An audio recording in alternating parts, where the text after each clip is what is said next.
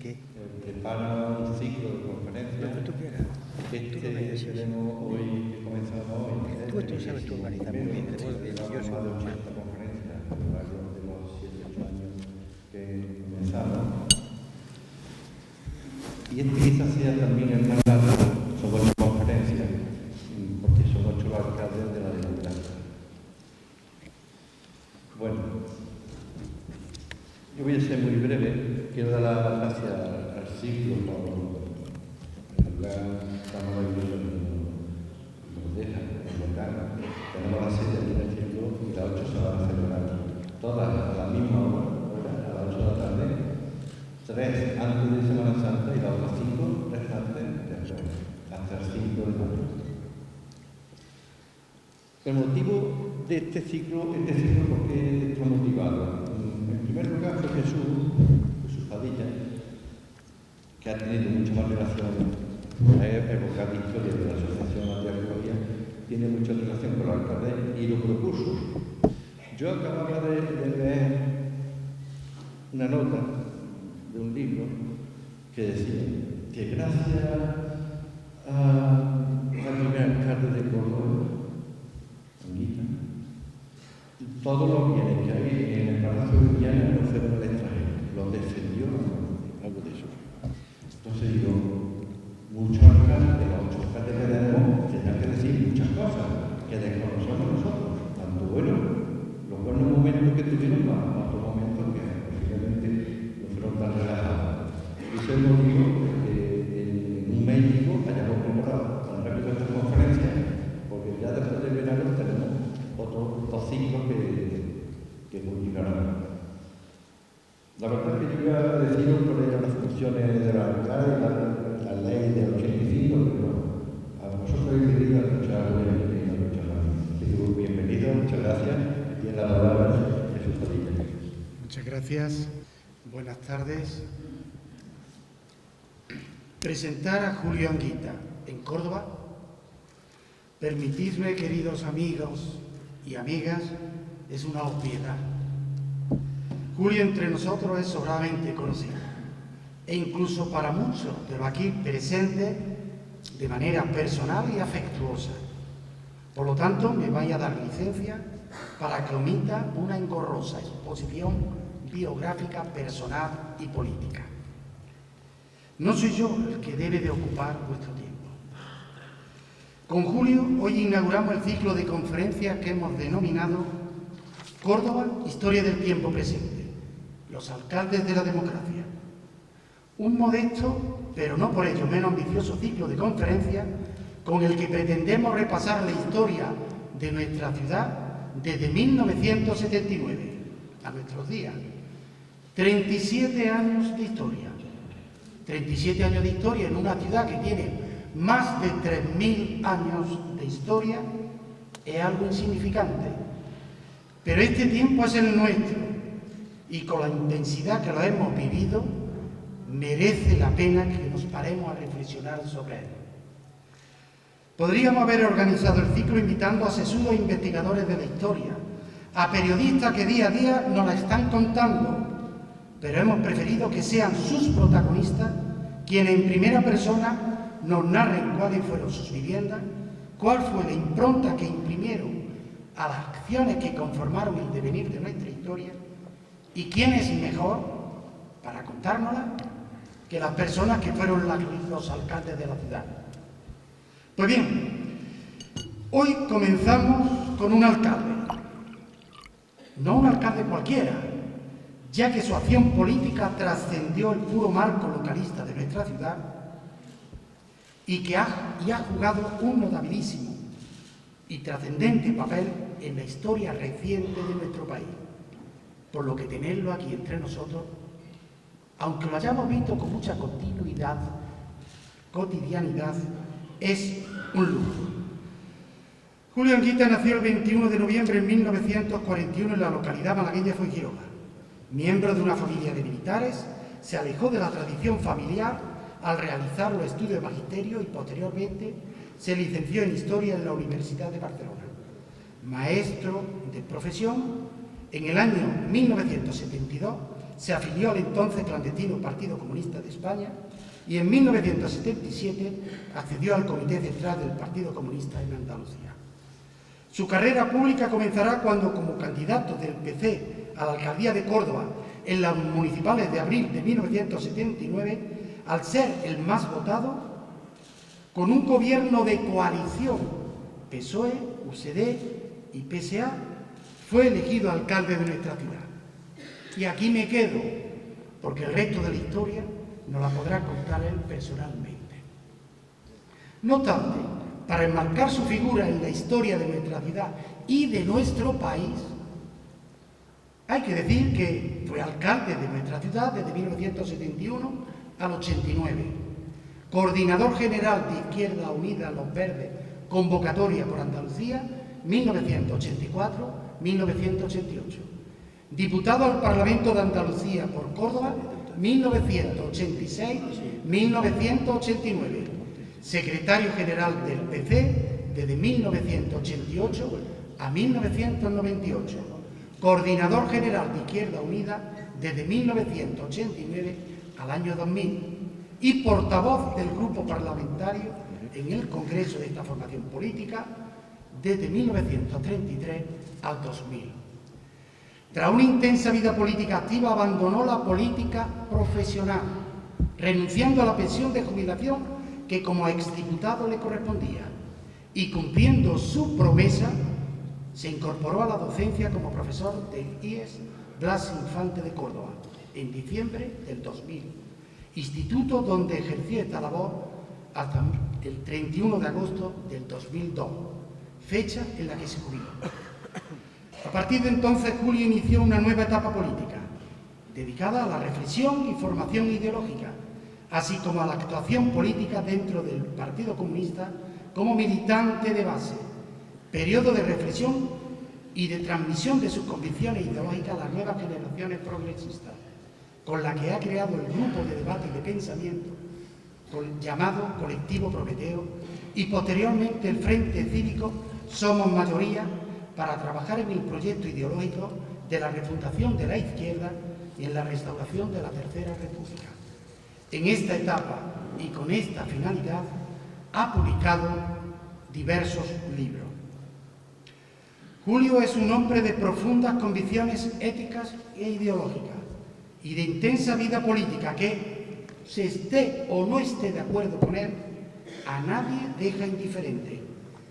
Es brillante orador y lúcido conferenciante que gusta explicarse con tono didáctico, agudo observador de la realidad social de nuestro país y persona que nunca olvida sus orígenes, Córdoba y el magisterio, lugares a los que siempre de manera constante y recurrente vuelve sus ojos como referente de vida y de trabajo. Y en eso, Julio, es todo un ejemplo a imitar. Muchas gracias y le cedo la palabra a Julio Anguita. Buenas noches. Sean mis palabras primeras para dar las gracias a la Asociación Arte Historia por haberme invitado a inaugurar esta serie de conferencias. Además, por la razón obvia, tengo yo que inaugurarla porque fui el primer alcalde democrático de esta ciudad. Gracias a ustedes por asistir y quiero anunciarles a ustedes cuál es la intención con que yo quiero hacer esta disertación. La primera la quiero resolver de inmediato. Pareciera que el título consiste en exponer por mi parte un relato en el que yo soy el protagonista, en absoluto. Todas mis palabras deben ustedes entenderlas que hablo en nombre de una corporación compuesta por hombres y mujeres, unos gobernaron y otros estuvieron en la oposición. Hombres y mujeres de 5 partidos políticos. Partido Comunista de España, entonces no existía Izquierda Unida, Partido Socialista Obrero Español, Unión de Centro Democrático, Partido Socialista de Andalucía y Alianza Popular, que es el antecedente del actual Partido Popular. A todos ellos, bien como formando gobierno y a mí como presidente de esos gobiernos, o como corporación y a mí también como presidente de la corporación, los tengo presentes en mis palabras y todo lo que yo diga hace referencia a la presencia de estos hombres y mujeres trabajando por la ciudad desde sus puntos de vista, distintos y a veces encontrados. Pero hay una segunda cuestión que quiero dejar clara. Al llegar aquí yo tenía una duda. ¿Hago crónica o hago historia? ¿Qué es la crónica? La crónica es un género literario que consiste en relatar a un público una serie de datos y acontecimientos secuenciados por el tiempo. La historia es algo más. La historia es el relato del pasado, pero para entender el presente. En eso, la historia tiene una función social. La historia no es ni más ni menos que un presente acumulado. Como tantas veces digo, ustedes y yo somos historia. Si a ustedes ahora le borran la memoria de su infancia, de su juventud, de sus momentos felices, de sus momentos desgraciados, ustedes no serían seres humanos, serían simplemente máquinas andando. Por eso la historia es distinto a la crónica.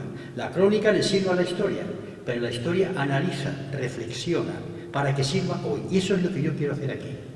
Si al final a ustedes les ha parecido que he hecho poco relato o poca crónica en cuanto a realizaciones de aquellas corporaciones, ustedes me lo dicen, lo tengo preparado y yo se lo leo. Pero no voy a venir aquí el relato de cosas hechas, sino las dificultades con que nos encontramos entonces y ahora. Quiero reflexionar sobre el momento presente desde mi experiencia pasada, la mía y la de mis compañeros y compañeras. Lo primero que hay que tener presente al hablar de Córdoba es ¿qué es Córdoba? No voy a entrar a hablar de la historia de Córdoba, ni como se hace tantas veces al uso, hacer una especie de canto a la ciudad de Córdoba, a su mezquita, a Julio Romero. No, voy a ser más prosaico. Voy a hablar de los problemas con que nos encontramos aquellos hombres y mujeres para gobernar la ciudad de Córdoba. Y para ello tuve una duda metodológica. Tengan ustedes en cuenta que cuando yo estoy dando esta charla, hace 30 años y 18 días que dejé de ser alcalde. Y sobre ese tiempo han pasado muchas cosas en mi vida. Y he tenido que recurrir a archivos y llamar. Ayer mismo tuve que llamar al alcalde Emilio Trigo para preguntarme una serie de cosas que a mí se me habían olvidado. Son 30 años y 18 días de un periodo de mandato que no llegó siquiera a los 8 años. Fíjense si es así, que incluso se me ha olvidado el tiempo. Fui alcalde 6 años, 9 meses y 7 días. Y por tanto, hablar de eso significa hacer un esfuerzo de memoria, pero un esfuerzo documentado. Y entonces pensé, ¿hago un esfuerzo de memoria, recurro a archivos, pregunto, indago, o me baso en un documento que al principio no merezca contestación, reproche o duda por parte de ustedes? Cogí esto. La corporación que estuvo presidida por mi antecesor, don Antonio Alarcón Costán, le encargó al catedrático de Economía de la asignatura Estructura Económica de la Universidad de Málaga, don Ramón Tamames Gómez, le encargó un estudio sobre la ciudad de Córdoba, su término municipal, las posibilidades económicas que había, el tipo de impuestos municipales y los problemas que tenía. Pues bien, para que nadie pueda aducir que mi memoria puede engañarme o engañarles a ustedes, yo hablo de Córdoba desde ese libro que nos estudiamos los candidatos del Partido Comunista de España cuando fuimos a confrontarnos en unas elecciones municipales. ¿Saben ustedes que gobernar Córdoba es gobernar una extensión de 12.522 kilómetros cuadrados? El cuarto municipio de España, después de Cáceres, Lorca y Badajoz. Ya es algo importante. Estamos hablando del cuarto municipio, la cuarta extensión territorial de los ayuntamientos de España. Una población, además, distribuida, curiosamente, como está Murcia. Tenemos un centro, un casco, con su casco histórico, más los arrabales, pero distribuida en una cantidad de núcleos urbanos que, como mi memoria puede fallar, se los voy a leer ahora mismo. Alcolea, Barrio del Ángel, Villarrubia, El Higuerón, Cerro Muriano, Santa María de Trasierra, Santa Cruz, que ahora es de Córdoba, pero entonces era del municipio de Montilla, San Rafael de la Albaida, Los Mochos, la parte cordobesa, y lugares como Quintos, Lavaderos, La Barca, Majaneque, Las Cañadas, Los Cansinos, Las Quemadas, Torres Cabrera. Muchos de estos asentamientos, que incluían y sumaban 60.000 cordobeses, en una población que entonces estaba en torno a los 280.000, 60.000 cordobeses vivían en estos asentamientos. Y muchos de ellos, el 90%, sin agua, sin alcantarillado, sin luz y sin acerado. Como voy a adelantar un dato, recién llegados al Ayuntamiento de Córdoba, en lo alto de la mesa del presidente de la corporación, un servidor, le plantean un estudio del agua que están consumiendo estos cordobeses, que lo consumían de unas bombas donde sacaban y salía el agua y tenían un índice de coli para matar a media humanidad. Imagínense ustedes, el primer problema es cómo surtir de agua potable o evitar siquiera una epidemia desastrosa. Esto para empezar a los 6 días de estar sentado en el sillón de la alcaldía. Pues bien, esta Córdoba, que está descrita perfectamente, no solamente desde mi memoria, sino, repito, desde el estudio de don Ramón Tamames Gómez, estudio aprobado además por la Corporación Municipal Cordobesa que me antecedió, tenemos además que había 235.632 habitantes, según el censo de 1970. Además, hay que hablar de barrios cordobeses en el centro del casco que carecían de agua y alcantarillado. Estoy hablando del Cerro de la Golondrina. Estoy hablando, aunque no está dentro del casco, es cerca, estoy hablando de Olivos Borrachos, que tenían graves problemas, o en el arrabal de Segunda Romana. Es decir, que estas carencias no solamente estaban en los, podríamos decir, en las poblaciones de los arrabales, sino ya dentro del propio casco.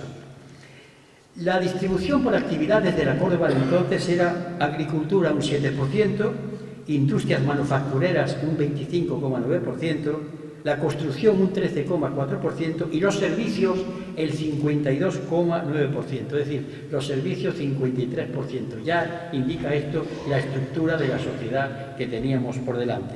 El comercio de Córdoba entonces, el crecimiento de las licencias comerciales en el periodo 54-72 fue en Córdoba inferior a la media de España.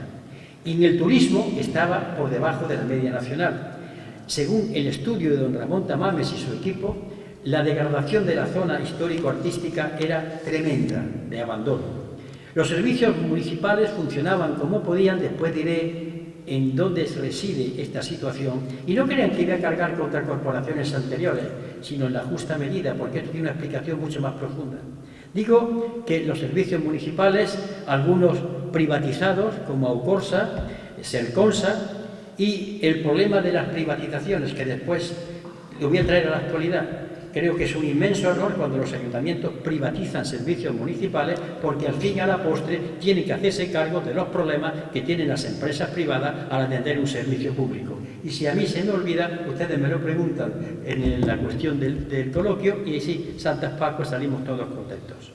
Pues bien, esta es una primera aproximación. Los ingresos de un ayuntamiento de entonces y el de Córdoba cuando era una excepción, ingresos, tasas y obras, un 25%. Ingresos locales autónomos, un 20%. Donde había cosas curiosísimas.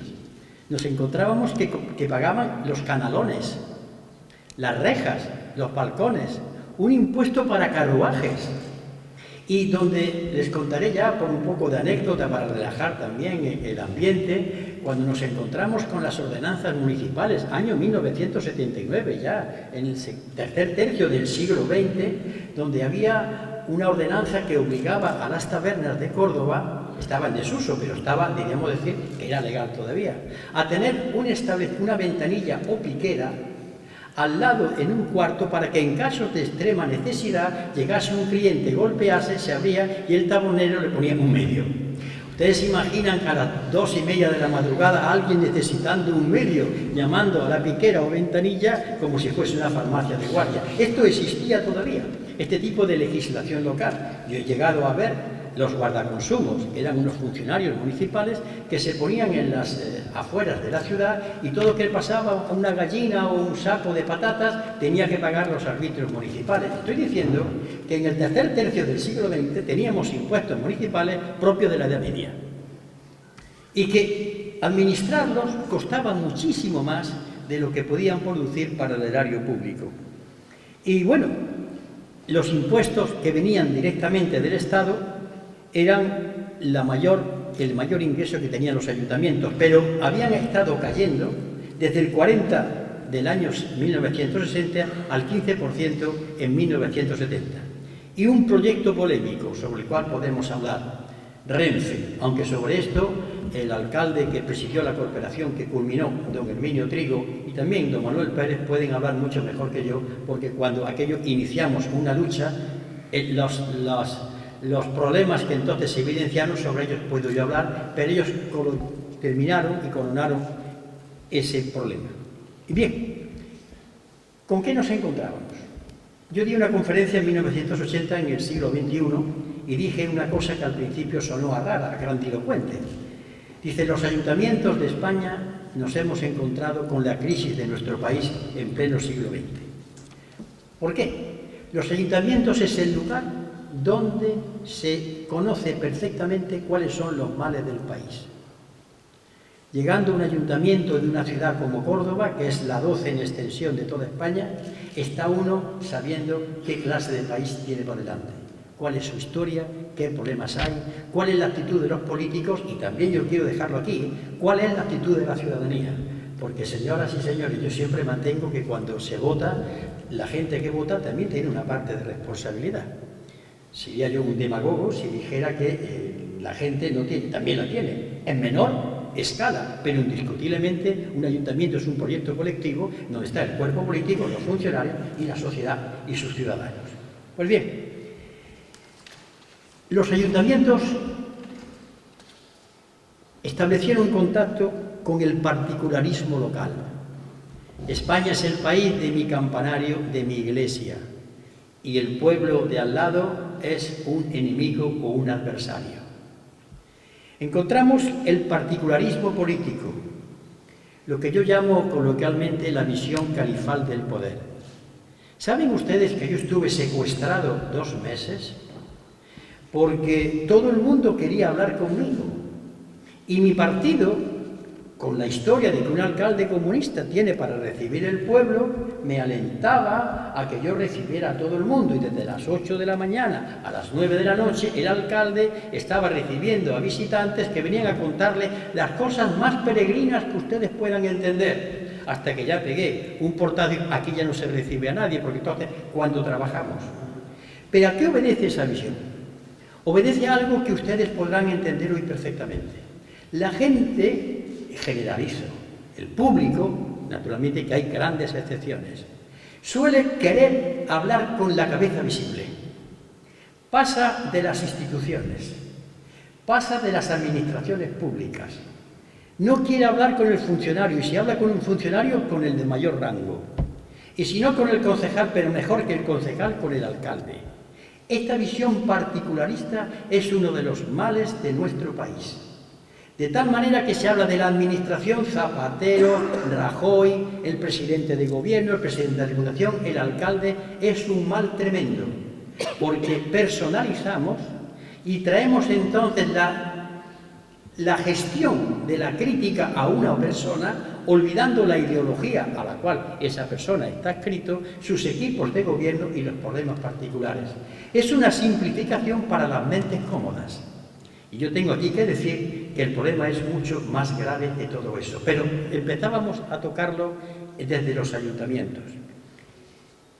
Las administraciones públicas en España estaban entre la rutina y la beneficencia. La rutina es que se hacían las cosas porque había que hacerlas. Y la beneficencia, yo no he visto mayores exigencias que la población le hacía y la población veía lo que hacía las otras administraciones del Estado. Los ayuntamientos están para resolver el problema. Hombre, un alcalde tiene que resolver los problemas de sus vecinos, pero si no tengo ni un duro, si ustedes no me dan comer, pero un alcalde tiene que luchar. Es el tipo de las tapitas, señoras y señores. decirle a un ayuntamiento que asuma competencias que en absoluto son de ellas. Por ejemplo, cuando los ayuntamientos de España le han pedido terrenos para los institutos, no tienen por qué darlos. Sí tienen que dar terrenos para las escuelas públicas, pero no para los institutos. Hombre, señor alcalde, en su pueblo hace falta que usted ponga dinero. Por ejemplo, ¿qué le diría a ustedes? La Facultad de Derecho de Córdoba, cuando se creó, el gobierno de entonces no puso nada más que la tinta de lo que cuesta imprimirlo en el Boletín Oficial del Estado. Fue la Diputación de Córdoba la que puso 75 millones de pesetas y el Ayuntamiento de Córdoba otros 75 millones de pesetas y la Diputación puso además, donde estaba la antigua gota de leche, o que fue sanatorio antituberculoso en la antigua Iglesia del Carmen, y gracias a eso hoy hay una facultad de Derecho. Pero la presión mediática, la presión de la ciudadanía, hombre, Ayuntamiento y Diputación, ¿cómo van ustedes a permitir que se vaya la facultad? Esto es un chantaje. Esto es un chantaje afectivo, pero con él también nos encontramos los chantajes afectivos de exigirle al gobernante que haga las cosas sin preguntar de dónde sale el dinero. Y si tiene que luchar o ayudarle a luchar para que las cosas se hagan. Es una comodidad de descansar en el que yo he elegido, porque no entendemos lo que es un servidor público, que es una cosa muy seria. A veces estamos entendiendo una especie de chico para los recados. Claro, los ayuntamientos como fiel infantería para las carencias estatales y confusión y justaposición de competencias. Miren ustedes, el ayuntamiento que yo presidí se encontró con una farmacia municipal, se encontró con un hospital municipal, se encontró con actividades que hoy afortunadamente son asumidas por la Administración Central del Estado. Pero entonces cada pequeña administración tenía su hospitalito, tenía tu servicio, mantenido como pudiera, a base de retales de impuestos. Eso era simplemente una España de otra época, pero mantenida en el tercio del siglo XX. Bien, ¿era encontrarse o no era encontrarse con la crisis de España estar en un simple ayuntamiento? Y bueno, en ese momento se produce un hecho que yo quiero comentar con ustedes. Ocurren las elecciones de 1979, que estaban previstas las elecciones municipales para el año siguiente de las elecciones generales, 1977, pero el gobierno de Adolfo Suárez creyó conveniente dilatarlas porque necesitaba que su partido, la UCD, se sintiese más cohesionado para afrontar ese reto. Porque se veía venir una cosa, fíjense qué cosas más curiosas. En las generales de 1977, el bloque UCD más PP tuvo 7 millones largos de votos, en la del 79 7.361 y en las municipales 5.760.000 votos. En las municipales, tanto en España como en Córdoba, la izquierda sobrepasó a lo que podíamos decir derecha. Y aquí entramos en una contradicción tremenda.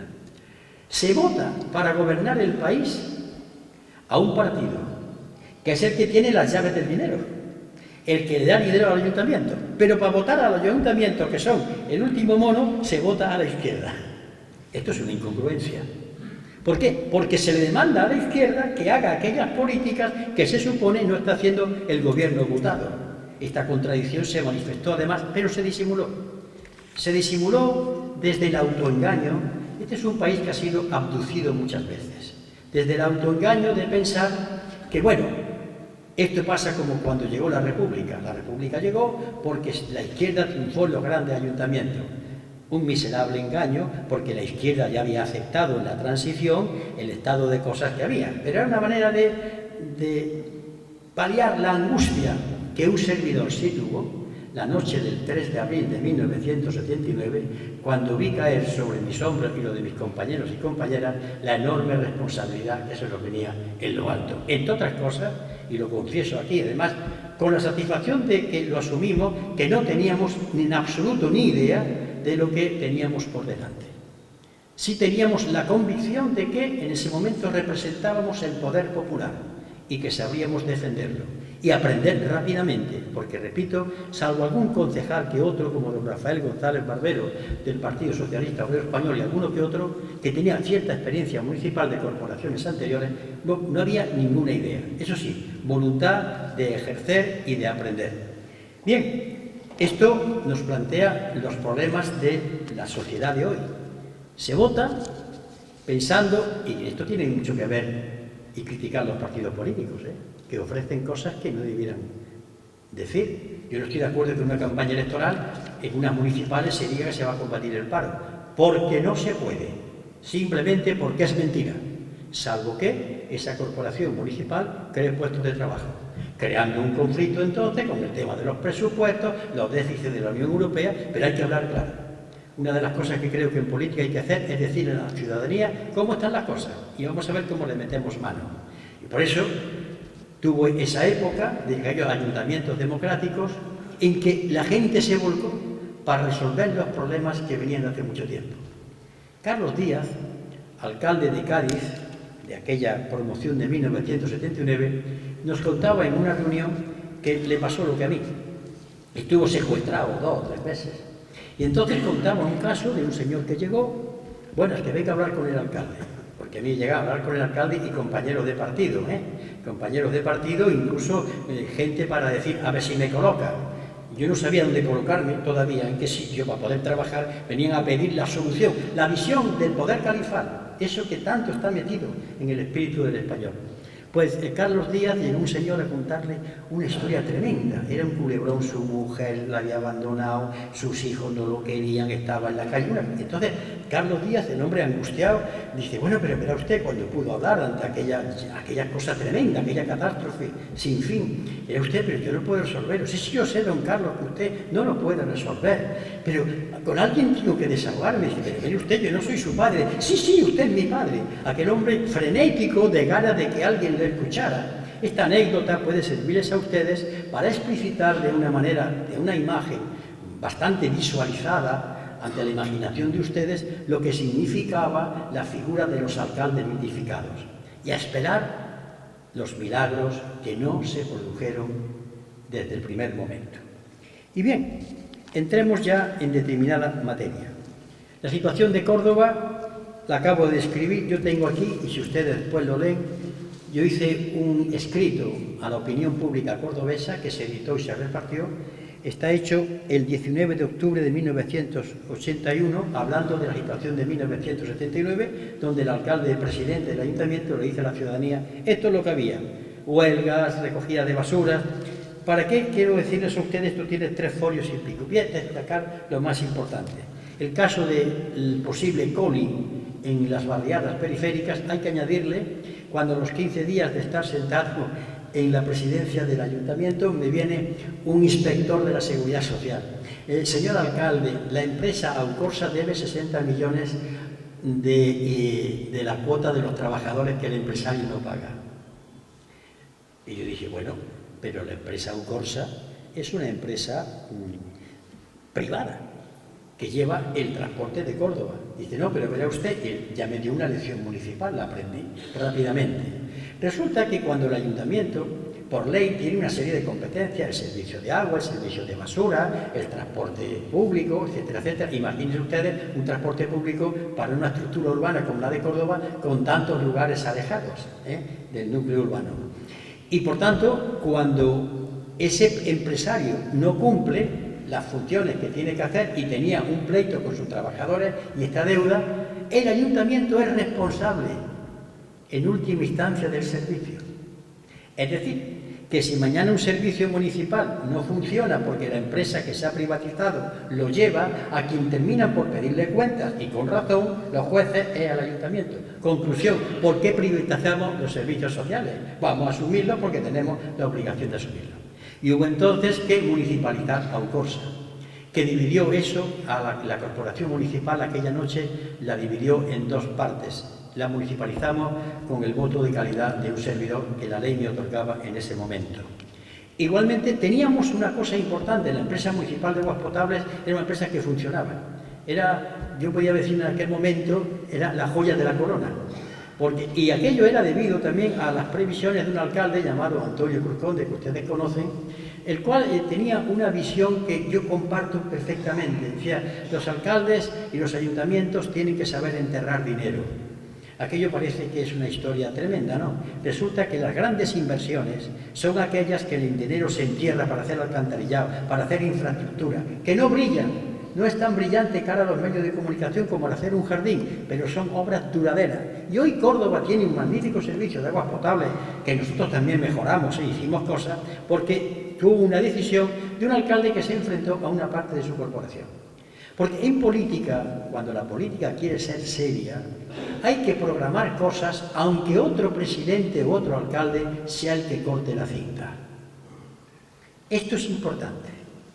Evidentemente hay que hacer cosas para que la gente las vea, porque son servicios, pero cuando hablamos del futuro de una ciudad, hay que hacer cosas aunque el alcalde que presida la corporación, que las hace junto con los funcionarios, no vaya a inaugurar esa acción. Esto es gobernar rectamente. Lo demás puede tener otros nombres, pero no es gobernar. Y bien, tuvimos que afrontar el problema de una Córdoba en torno a 3 graves problemas urbanísticos. La herida que había por la estación de Renfe, para que pasar de una parte a otra de la ciudad, una Córdoba que vivía a espaldas del río. Aquello era algo ajeno. Hoy cuando veo la gente cómo pasea los domingos y los días festivos, ya se está volcando naturalmente a ese río. Y el problema de las parcelaciones clandestinas. Parcelaciones clandestinas que abundaban y que sobre todo se diseminaban hasta que hubo que crear una policía urbanística que hubo en Córdoba, durísima, con una concejala que fue doña Teresa Álvarez, que era durísima, y como ella dice muchas veces, cuando ella llegaba para denunciarme de nada, yo tengo aquí el bolígrafo, firmo lo que tú digas, porque aquello había que meterle mano. Aunque era de difícil, porque incluso las parcelaciones clandestinas había gente afín a uno que entendía, y esto es algo para discutir, yo también tengo derecho, como el que dice, yo tengo derecho a tener un yate. Aunque eso vaya creando problemas, como se ha visto después con las inundaciones y el papel de los ayuntamientos a resolver los problemas de esas urbanizaciones clandestinas. Ven ustedes, esto daría para mucho tiempo. Estoy resumiendo bastante. Teníamos un vertedero municipal en la Carrera del Caballo que usted sabe que la basura, cuando se va degradando, crea una especie de líquido que se va filtrando por las capas y llega entonces al arroyo de los Pedroches y el arroyo de las Adelfas, contaminando el agua. Un largo etcétera desde la Policía Municipal, incluso algo que se me criticó mucho y que yo defendía entonces. Nos encontramos, el tráfico de Córdoba era caótico, pero era caótico porque aquello no se funcionase bien, era caótico porque la ciudadanía entendió, muy español, que la democracia es hacer lo que uno le salga del alma. Y claro, una policía municipal sin autoridad, porque no sabían si la democracia era simplemente una especie de Estado en el que cada uno hace lo que quiere. El jefe de la policía municipal, entre 2 aguas. Los concejales es que somos de la izquierda y por tanto el pueblo, y este alcalde tuvo que coger un día, llamar al jefe de la policía, al consejero delegado, y yo con ustedes a la calle a poner multa. Y no me arrepiento, porque había que darle un ejemplo de que el alcalde se tiene que mojar y enfrentarse a una parte de la población, simplemente para defender a la otra parte. Porque gobernar es también saber decir que no, razonadamente, con argumentos, con pruebas, con paciencia, hasta con cariño, pero en definitiva hay que decidir. Porque si no, la función política no tiene sentido. Cuando un ayuntamiento o un político actúa según el informe de un técnico, ese político está sobrando. El técnico le podrá decir a uno las ventajas, los inconvenientes, los caminos, pero realmente quien tiene que tomar la decisión, quien tiene la grandeza de tomar la decisión es el político, pues eso está. Pues él que asume la responsabilidad y al final o lo meten en la cárcel o le ponen una condecoración, es su riesgo. Y para eso está en política, gobernar es eso, tomar esos riesgos. Tuvimos además la cuestión de los museos municipales, tuvimos una doble acción. La primera, ¿cómo le metemos mano a esto? Y entonces quiso el azar, o también la visión de los 27 hombres y mujeres que tenía la actual corporación, de afrontar los problemas con método, pero no solamente dentro de Córdoba, sino fuera de Córdoba. Y hubo una doble acción. Inmediatamente los ayuntamientos de España, a través de distintas gestiones, crearon la Asamblea de 20 alcaldes. Estábamos los alcaldes de las 20 capitales de provincias más importantes de España. Córdoba es la número 12 por sus habitantes. Y también para que estuviesen todos los partidos políticos, es decir, había alcaldes del Partido Socialista, de la UCD, estaban alcaldes del PSA, de Luis Uruñuela por Sevilla, alcalde nacionalista y el alcalde único del Partido Comunista de España, Servidor. Esa asamblea de 20 alcaldes nunca se ha hablado mucho de ella. Fueron reuniones interminables con Adolfo Suárez, con Abril Martorell, que era durísimo de pelar, con Martín Villa, después con Felipe González, después con Borrell, ministro de Hacienda. Reuniones donde conseguimos que los ayuntamientos tuvieran más dinero y hacer leyes que en principio sirviesen de poner en funcionamiento los mecanismos municipales ante la nueva situación, antes de que hubiera una nueva ley de régimen local. Servidor y sus compañeros y algunos funcionarios que nos acompañaban, porque cada día nos reunimos cada vez en una capital, nunca llegaron a reunirse en Córdoba, porque antes se disolvió la asamblea para crear la Federación Española de Municipios y Provincias. Aquella asamblea de alcaldes nos consumió, y al que les estaba hablando, muchas horas, muchos viajes, porque había que discutir con ministros, con el presidente del gobierno, sobre impuestos del Estado. Es decir, tomamos contacto no solamente con la política municipal, sino con la política estatal, y tuvimos que entrar a hablar de los problemas de la Hacienda española, simplemente para recabar su parte para las haciendas municipales. Y todo esto en una situación difícil, porque claro, los ayuntamientos nuevos se encontraron con esta situación que le estoy diciendo a ustedes, pero yo no digo que exculpar, sino que explicar por qué se había llegado a esa situación. Para empezar, las corporaciones municipales últimas del franquismo llevaban ya años abandonadas de todo el mundo, para empezar de los gobiernos. Venían languideciendo, venían además siendo combatidas por el movimiento ciudadano, con las reivindicaciones que necesitaban y dentro de la lucha política contra el franquismo, tengo que reconocerlo. Y claro, aquellas corporaciones se iban bandeando como podían. Aún así, repito, el plan de Renfe surge de una de ellas, la que presidió don Antonio Alarcán Costal. El plan de Renfe como iniciativa. Aquello después tuvo muchos debates hasta que terminamos viendo esta magnífica estación que tenemos ahora. Pues bien, empezamos a trabajar y eso nos llevó muchísimo tiempo. Pero después tuvimos que hacer una opción. Gobierno de lo inmediato de cada día. Es verdad que tomamos algunas medidas, algunas de ellas demagógicas, lo voy a decir. Cuando suprimimos los aparcamientos de los señores capitulares, al pueblo había que darle una imagen, eso fue una tontada.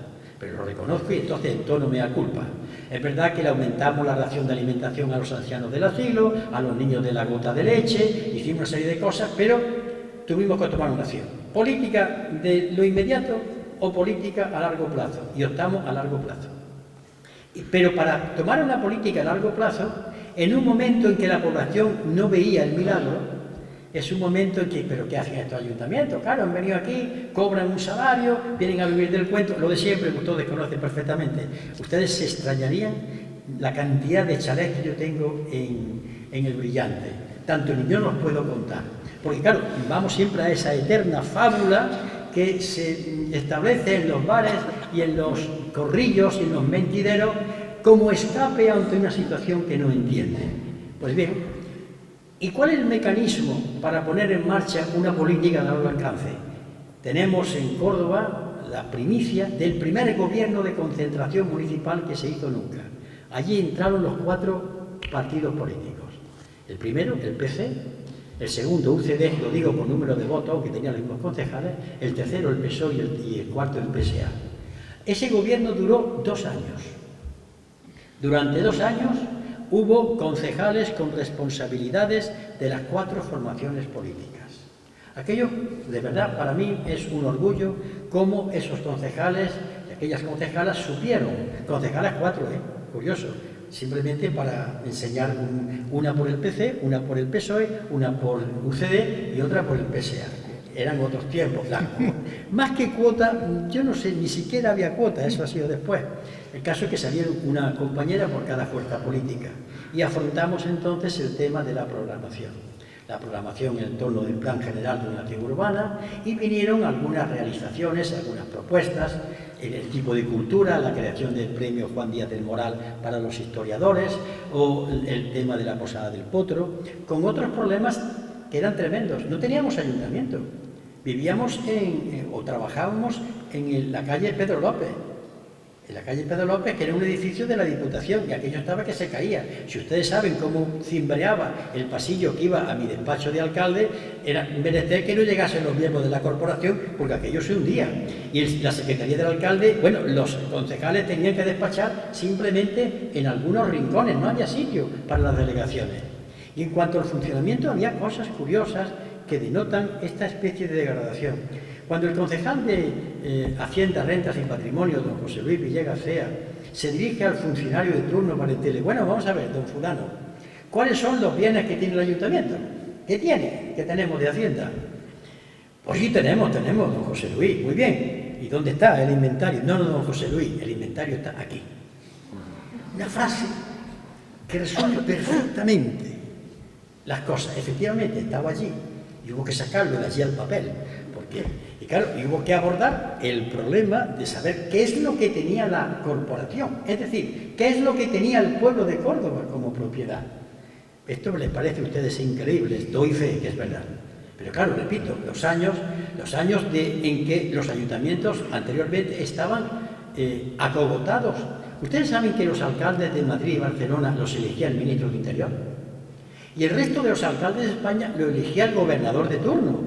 El gobernador decía: el fulano de tal, alcalde de Córdoba. Yo tuve que padecer una especie de tic del gobernador con el cual fui coetáneo, porque nos reunimos los alcaldes comunistas de Espejo, Montilla, La Rambla, para ver qué hacíamos, aterrorizados de lo que teníamos, y entonces me llamó, tú sabes, te has ido sin mi permiso. Y le tuve que decir con educación, pero con mucha firmeza, no saben ustedes con qué firmeza: eso se acabó, eso es de otro momento, yo me voy por donde me da la gana, con notificación a mi corporación, porque he sido elegido por el pueblo cordobés, no por ti. Pero el hombre actuaba según mecanismos de atrás. Era simplemente el tema de la protección, el tema de no entender un problema que hoy todavía sigue vivo. Miren ustedes, y esto es grave, muy grave. Hoy se lo oído a don Pedro Sánchez, pero se lo oigo también a gente mía, y se lo oigo a otros, cuando dice el Estado y el Gobierno de la Generalitat. Vamos a ver. Desde la Constitución de 1978, los ayuntamientos de España son Estado. ¿Cuál es el municipio más pequeño de Córdoba? San Sebastián de los Ballesteros, Villaralto, el que ustedes quieran. Es tan Estado como la Moncloa. El ayuntamiento, la administración pública española, el Estado español, tiene tres administraciones. La central, que es la del gobierno, que preside don Mariano Rajoy. La administración autonómica, cada comunidad autónoma, y los ayuntamientos. Y tan Estado es la administración central como el ayuntamiento de Villaralto. Esto es importante, porque cuando yo hablo de el Estado y la Generalitat, parece que la Generalitat es otra cosa. No, ella, quiera o no quiera, sigue siendo Estado español. Y tiene una serie de competencias. De tal manera esto es así, que ha tenido, y entonces hubo problemas de protocolo, se lo explico a ustedes en aquella época. Hoy, cualquier ayuntamiento, por pequeño que sea, se reúne y de manera inopinada aparece allí el presidente de gobierno. Lo que el alcalde creo que debe hacer, por respeto, es coger una silla bonita y digna y sentar al señor presidente y que esté calladito. Por allí quien dirige la sesión es el alcalde. Porque el alcalde representa al Estado y solamente el alcalde se tiene que levantar si aparece por allí el jefe del Estado, en este caso el rey, que es el único que tiene el derecho a sentarse en el sillón de alcalde. Esto que les parece a ustedes ahora obvio, entonces no lo era. Se nos presentó en aquella época nada menos que el capitán general de la Segunda Región Militar, que entonces, y claro, para estar en un pleno, y dimos algo para que yo presidiera aquello y se hiciera con educación, pero con firmeza.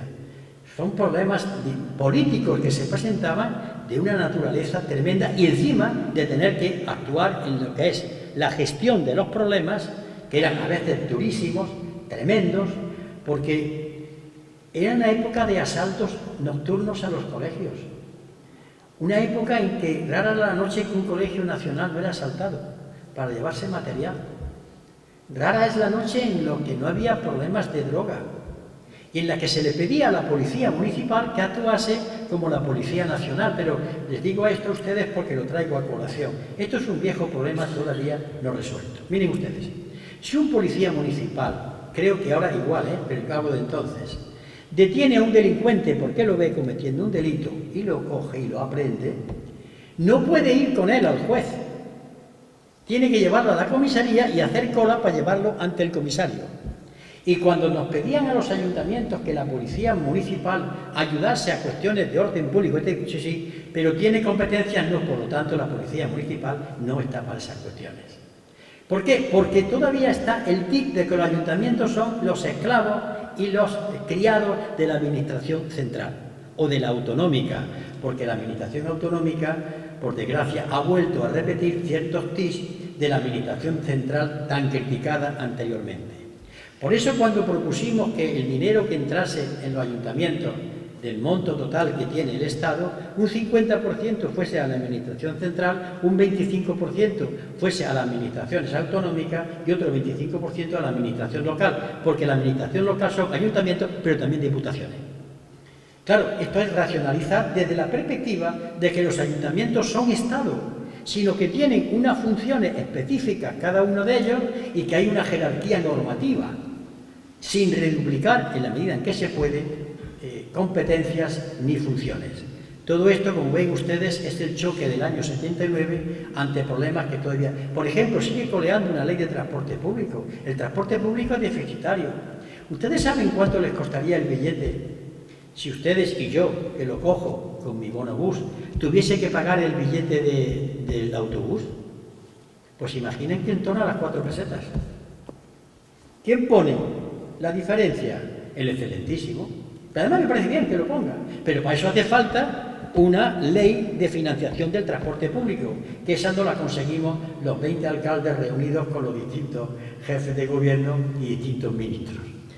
Ven ustedes ya, los problemas son más gordos de lo que parece, trascienden incluso problemas de tipo cultural, choques con otras administraciones, problemas internos también. Porque en el Ayuntamiento de Córdoba entonces los debates políticos eran tremendos.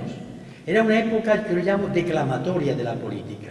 Había que demostrar en los debates que se era fiel a las ideas de su partido. Y aquellas eran sesiones interminables. Pero, ¿cómo continuar también en aquella época? El Ayuntamiento de Córdoba fue pionero en una cosa que se llama la participación ciudadana. Pero yo quiero decirles a ustedes ¿por qué? Con toda claridad. Miren, la ciudadanía tiene la obligación, y hay que ayudarle a que sepa cómo funciona su ayuntamiento. La ciudadanía tiene el derecho a que se le explique de dónde entra el primer euro hasta el último euro, en aquella época pesetas. ¿Por qué? Porque así, de esta manera, la ciudadanía sabe cómo funciona y podrá exigir, pero sabiendo cómo exige. Porque recuerdo en una asamblea de asociaciones de vecinos de toda España que se hizo en Alcázar de los Reyes Cristianos, yo tuve que escuchar aquellos discursos que yo hacía cuando estaba en la clandestinidad para luchar contra la dictadura, pero que yo sabía ya que estamos en otra época, que haremos participación ciudadana. Y a mí eso no me preocupa. Queréis participación por la que digáis. El problema que no habéis pedido es que queréis conocer cómo funciona esta máquina. Que no habéis pedido que queréis saber cómo entra el dinero y cómo sale. Entonces, ¿qué pusimos? Un mecanismo. La primera participación ciudadana que se hace en España es el Ayuntamiento de Córdoba. No creen ustedes que la gente se puso en cola para entrar a participar, ni muchísimo menos. Todavía hay un sentido de comodidad. No quiero saber nada. No quiero saber nada. A mí que me lo den hecho, pero nuestra obligación era abrir esa participación. ¿Qué hicimos también para entrar en esa línea? No sé si ustedes recordarán, los que tienen mi edad, que conectamos cada semana durante 2 años Todas las emisoras de Córdoba conectaban y cada semana un concejal o el alcalde iba a micrófono abierto 2 horas a que le preguntasen los vecinos. Había que escuchar impertinencia, había que escuchar de todo, pero eso no se ha hecho en ninguna parte. Aquí yo voy a ponerme un poco el énfasis y el orgullo. No se ha hecho jamás en ninguna parte. 2 horas, durante 2 años, a micrófono abierto, concejales de todos los partidos políticos, además porque estamos gobernando, y el propio alcalde, o que éste fuese a los colegios a hablarle a los alumnos de cómo funcionaba un ayuntamiento. Choque con la Delegación de Educación y Ciencia, porque creía, yo sé si en su insensatez, que el compañero Anguita, que era del Partido Comunista, iba a hablarle de Dolores Ibárruri y de la Unión Soviética. Ya tenía yo bastante con explicarle a aquellos niños cómo funciona un ayuntamiento, sea cual fuere el color de su corporación municipal. Bien, así transcurrió una primera corporación y se inició otra de mayoría absoluta. No tengo ningún reparo en reconocer en lo que yo pueda hablar de preferencias, por vivencias, por momentos de dolor y por momentos de alegría, que todos forman parte de nuestra personalidad y de nuestra historia, que la primera corporación en la que la segunda mitad gobernamos en minoría, el Partido Comunista y el PSA, 13 concejales, frente al 14 entre la UCD y el PSOE, fue brillante. Cuando tuvimos una mayoría absolutísima de 17 concejales de 27, entonces, pues gobernamos, se hicieron cosas que están ahí, pero aquellos, por lo menos para mí, fue menos gratificante. Seguramente ustedes pensarán que somos unos suicidas, que nos gusta el combate, pero la política significa riesgo, aceptarlo, crear, caer, levantarse, discutir, negociar, buscar soluciones. Y les doy a ustedes fe de que en los ayuntamientos de aquella época esto se dio, desde luego, se colmató todos los vasos posibles. Y bien, creo que he dado una serie de ideas generales y globales sobre las cuales yo quisiera que ustedes reflexionasen desde este presente, pero también desde aquel pasado. Ahora estoy a la disposición de ustedes para que con sus preguntas, aquellas cosas que yo no he tocado, porque no he venido a hacer crónica, pero las tengo preparadas, pues yo pueda a ustedes contestarle y así yo me acerco más a sus inquietudes que en una exposición que ha intentado ser general para situarles ante una experiencia vivida por hombres y mujeres y por el pueblo de Córdoba en el año 1979. Pues a su disposición.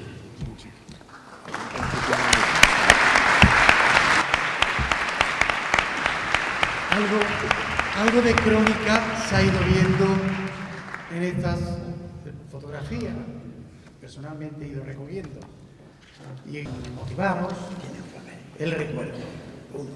Bien, don Francisco, usted tiene la palabra para dirigir el debate. Le voy a hacer una pregunta a Julio. No me ha martirizado, pero me ha tenido durante todos estos 30 años en la idea. Voy a hablar de arqueología. Y es que cuando en el Gran Capitán se levantó y apareció la ciudad romana, yo con mucha frecuencia, toda la semana iba y echaba fotografías, pom, pom, pom. Llega un momento que de la noche a la mañana se tapa y digo, uy, aquí ha pasado algo. Automáticamente dije, las dos administraciones, la autonómica, la local, lo que sea, no se han puesto de acuerdo. Ahora tenemos la ocasión de preguntarle a una de las partes, ¿qué pasó? Voy a contar desde una de las partes y digo a la otra que conteste y demuestre si lo que yo digo esta noche es mentira. Porque si lo demuestra, yo me entero, vengo aquí y entono entonces y canto la palinodia. Pero no creo que no. Miren ustedes, la corporación, a instancias de la concejala del PSA, en las listas de la segunda corporación, porque estaba una concejala del PSA, el PSA fue un partido muy leal durante la primera corporación y lo pagó con no salir los diputados.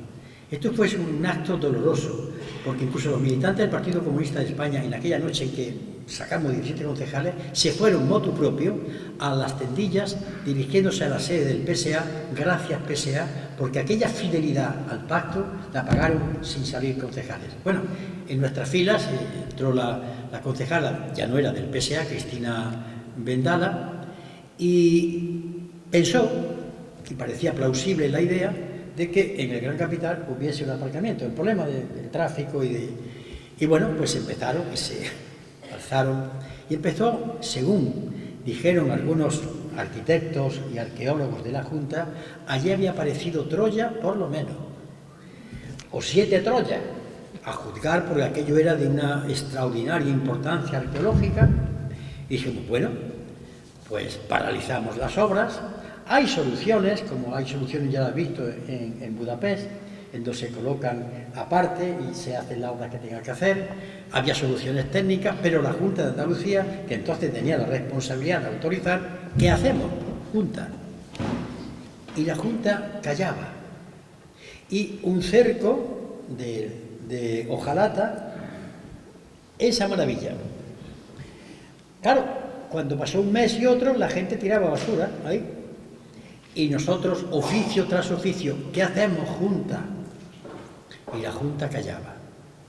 Y cuando llevamos ya, ¿qué hacemos, Junta? Porque tenía que decir la Junta lo que teníamos que hacer, pues diríamos entonces, hicimos una cosa.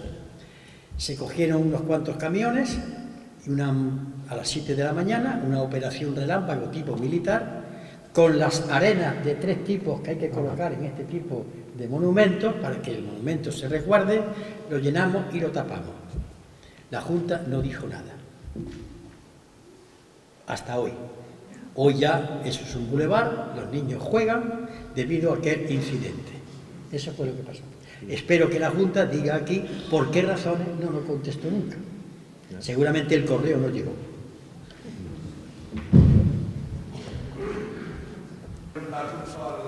Sobre el mismo tema.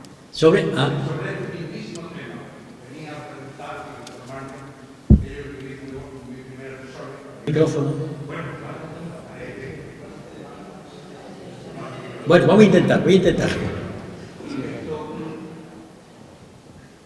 Fue una blitzkrieg. Esto fue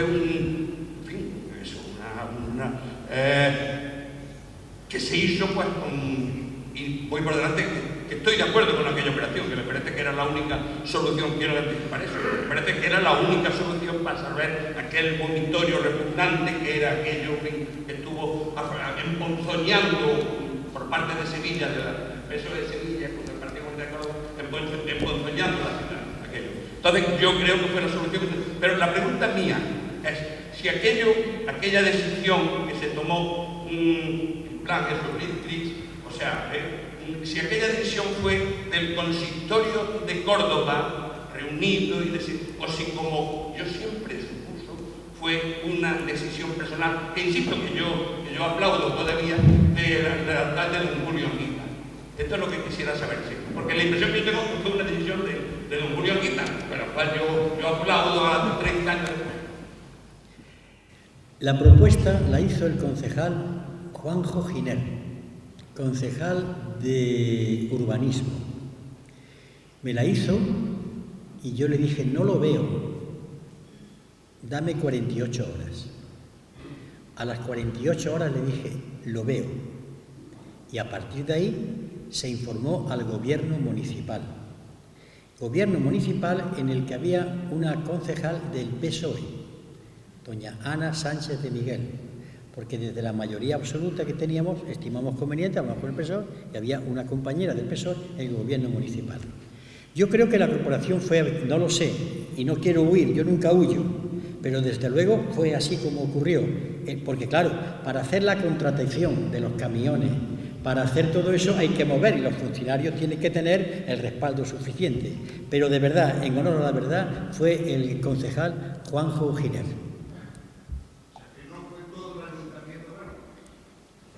Fue el gobierno, y creo, ya no recuerdo si se llevó a pleno, se tenía que llevar, pero también le digo, a posteriori, evidentemente. Sí.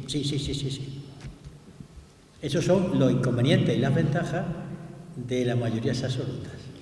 Lo reconozco. Hubo otro expolio mucho más grande que este, que fue la construcción de la estación. Ha sido un expolio arqueológico tremendo. ¿Qué información o en su defecto qué opinión tiene al respecto?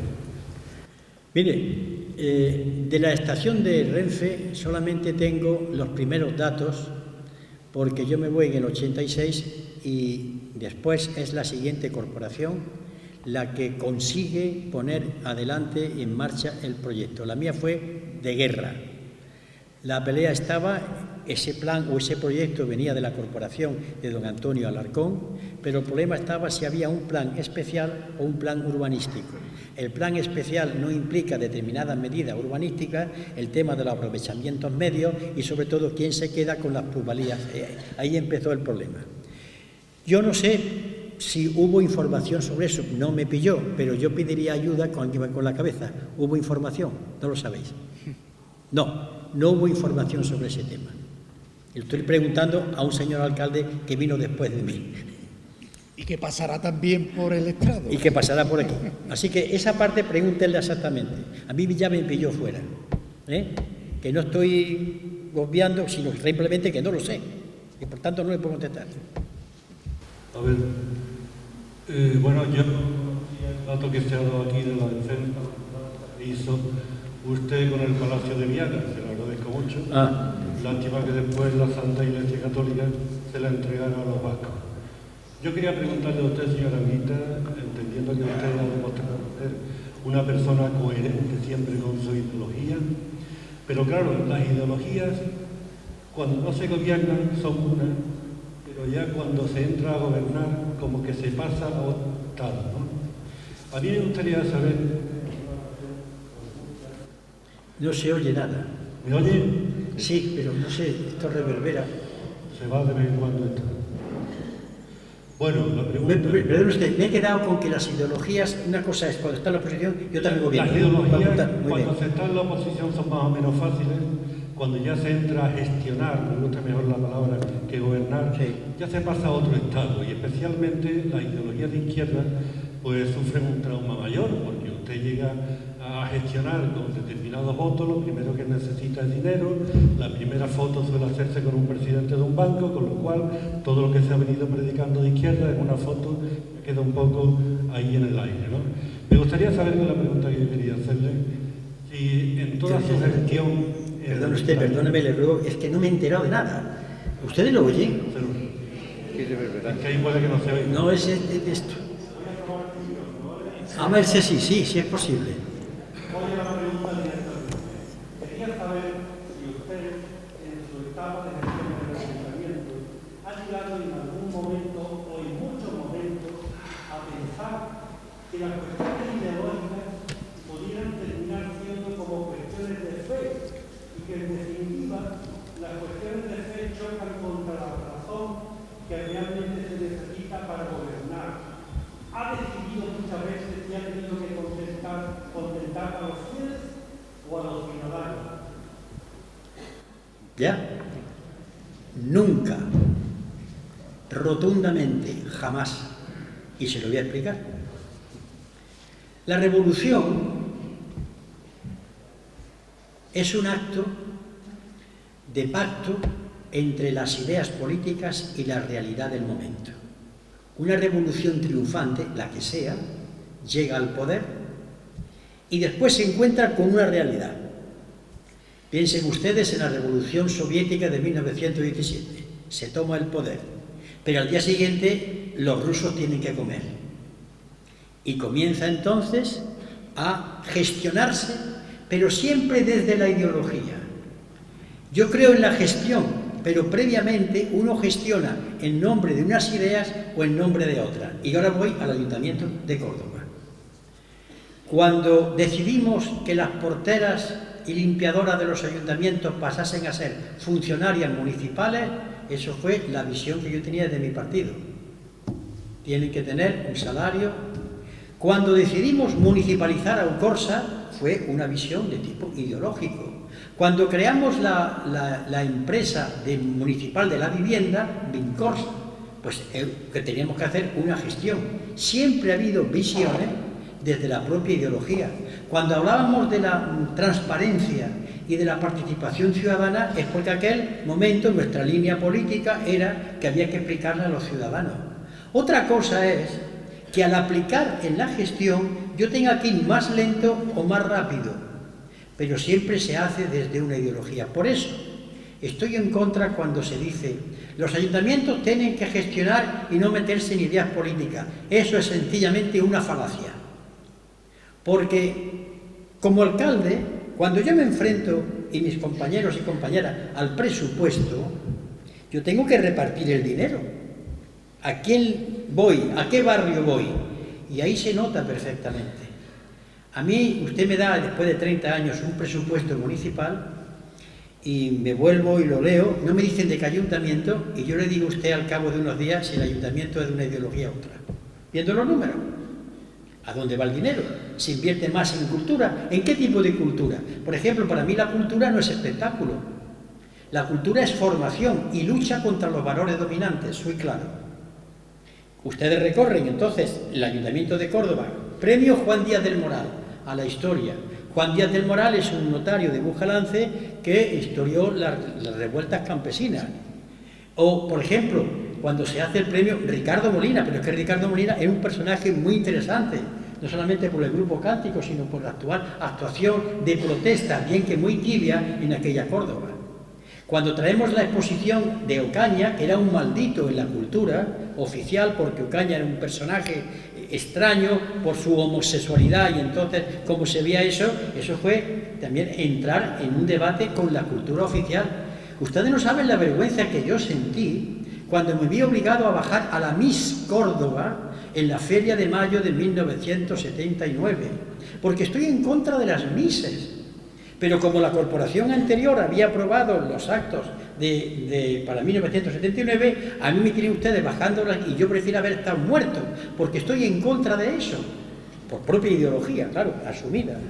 Eso es. En ese momento, si ustedes vieran, yo me sentía totalmente fuera, pero claro, no había habido ruptura, sino transición, y hubo que hacer esa cosa u otras cosas más para salir del momento, aunque es verdad, tuvimos una posición en torno a la cuestión eclesiástica. Yo solamente he ido a un acto religioso con la vara de alcalde, era el año 1979, y entonces aquello, los comunistas, y le dije, no, voy a ir, pero la única vez que voy, para que veas que no pasa nada, nunca más. No tengo nada en contra, siempre he pensado que las instituciones, la Iglesia y el Estado deben estar separadas. Nunca he ido. O sea, que uno tiene sus principios, lo que pasa es que después ponerlos en la práctica es donde hay que estar negociando, zigzagueando, pero hay siempre una opción. No, a veces uno se equivoca, y a veces gravemente, pero por eso es lo que yo tengo en la política de hoy. Verá usted, me quiero explicar.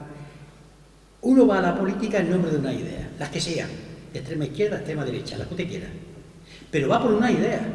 Yo no entiendo a esos señores diputados o concejales que se cambian de partido de la noche a la mañana una y otra vez. Es que en mi cabeza no entra, porque yo primeramente era comunista, y como comunista entré en el ayuntamiento, comunista con su ignorancia en temas municipales, pero entré en nombre de un proyecto. Y ahora, ¿cómo lo pudimos aprovechar? Tuvimos que pactar con las otras fuerzas políticas, pactar con la realidad del momento, con las dificultades legales, con las dificultades económicas, con la idealización que teníamos nosotros hecha de la participación ciudadana, porque éramos unos idealistas que nunca habíamos tocado realidad, pero siempre desde esa idea. Por eso para mí es imposible decir, yo voy simplemente a gestionar. ¿Desde qué valores? En fin, perdone lo exhaustivo de mi respuesta, pero me parece un tema muy oportuno lo que usted ha dicho. Sí, quería preguntarle por lo siguiente. Un hecho que ocurre en los años 80, justo después de que terminara su etapa como alcalde. Tiene relación con la conexión que tiene la ciudad con su patrimonio natural más importante, que sin duda es la sierra. En 1989 se declaran parques naturales en toda Andalucía. En concreto, la Sierra Morena de parque natural, de la provincia de Huelva, y de Aroche y Aracé, pasando por Sierra Norte de Sevilla, después Hornachuelos rompe la declaración de parque natural en el término municipal de Córdoba, continúa en Cardeña Montoro y a continuación la en Jaén. Esta ley, como digo, es del año 89, tú dejas de ser alcalde del año 86 y después pasa al Parlamento andaluz. ¿Conoces qué razones se dieron en aquel momento para que la Sierra de Córdoba quedara excluida de ese corredor ecológico protegido? Gracias. No lo recuerdo. Y seguro que interviene en el debate, porque me suena, pero no lo recuerdo. Y no voy a contar aquí una en mi loca para escaparme de la pregunta. Confieso en mi ignorancia. Y pido ya perdón por ella.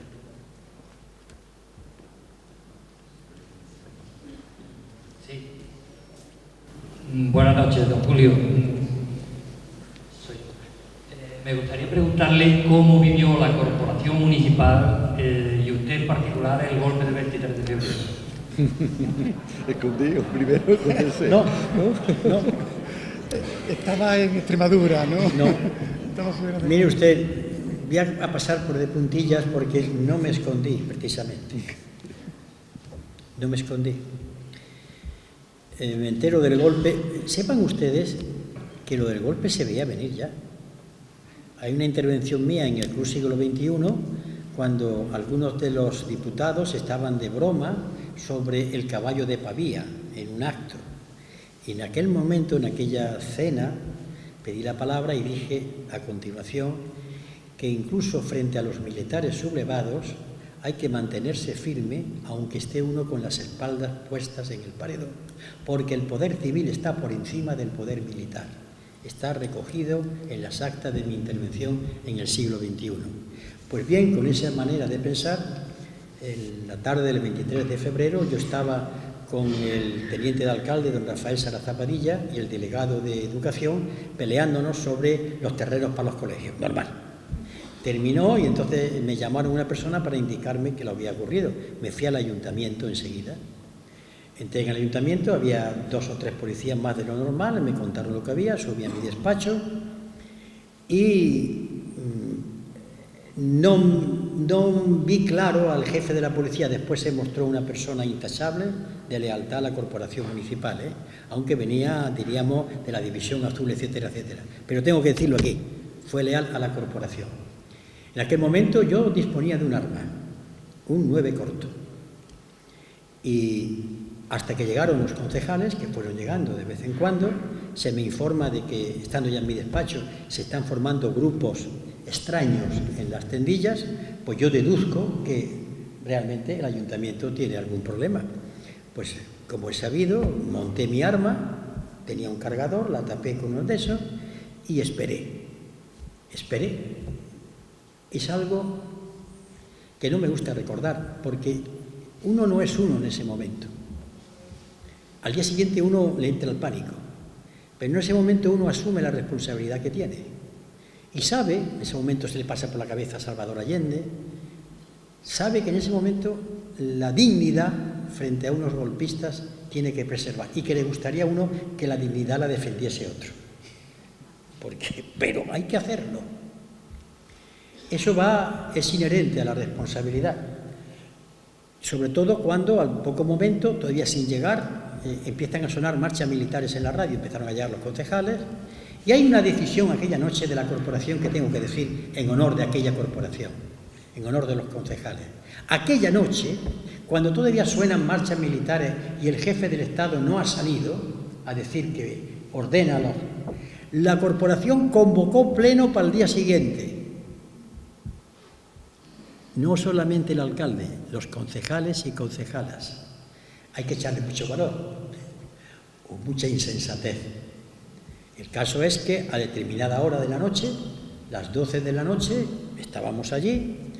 Entonces, el secretario político del Partido Comunista de España, Ernesto Caballero, es curioso estas situaciones de excepción, porque habíamos tenido debates entre el equipo municipal y el partido, eso ocurre siempre, el partido ve una cosa, uno ve otra, pero en aquel momento, aquella noche, Ernesto Caballero recobró toda la autoridad que tenía en la clandestinidad. Nos fuimos a reunirnos en un piso y entonces dijo Ernesto Caballero, el alcalde se queda aquí, y hay una escena que voy a repetir quizás, pero que me hace pensar que el ser humano a veces es extraordinario. En aquella reunión teníamos entonces 5 diputados de la Diputación Provincial. Entonces Néstor Caballero dice, y mañana uno de los diputados, o 2, que vayan a la Diputación y conecten desde la Diputación con los pueblos a ver lo que pasa. Y el riesgo es que lo detengan. Voluntarios. Hicieron 5 brazos, hicieron así. Que todavía no había salido Juan Carlos I a hablar, que aquello tenía los visos del año 36. Ese gesto de valor por parte de mis compañeros a uno lo reconforta. Y vi escenas francamente como las limpiadoras del Ayuntamiento de Córdoba, porque las mujeres habían visto, estaba yo solo, estaba la policía, había ruido, gente, y en un momento le digo, que os vayáis.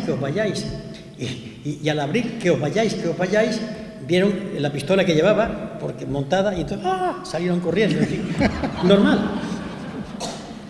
Les cuento a ustedes anécdotas que parecen cosas baladíes, ¿no? Pero en aquel momento esas cosas baladíes no existen. Es una tensión dramática tremenda, ¿no? Mejor no volverlo a pasar. Yo quisiera me hubiese cambiado por otro, Vamos, encantado de la vida, pero me tocó a mí. ¿Y queda registrado? Está registrado, sí. Hola, buenas noches. Sobre la política de la policía urbanística y las parcelaciones ilegales, parece ser que, puede ser que se haya equivocado en el sistema, porque más bien no se ha derribado ninguna, sino simplemente lo que se hacían era multarlas, ¿no? Sobre todo en zonas anegables, que al final o han pagado la multa o no la han pagado, y ahí sigue, y además muchas más. ¿Qué hay sobre eso?